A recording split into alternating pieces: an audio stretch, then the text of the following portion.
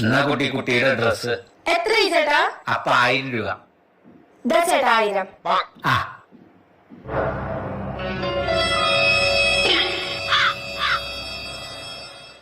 മോളെ ഇതിൽ 900 ഉള്ളൂല്ലോ. 900 നോക്കട്ടെ. അതാ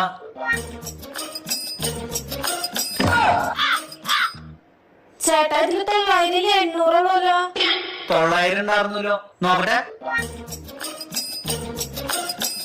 ആ ഒരു നോട്ട് താഴെ എടുക്കാറുന്നു. ആ ഇപ്പൊ 900 ഉണ്ട്. 900 ഉണ്ടോ നോക്കട്ടെ.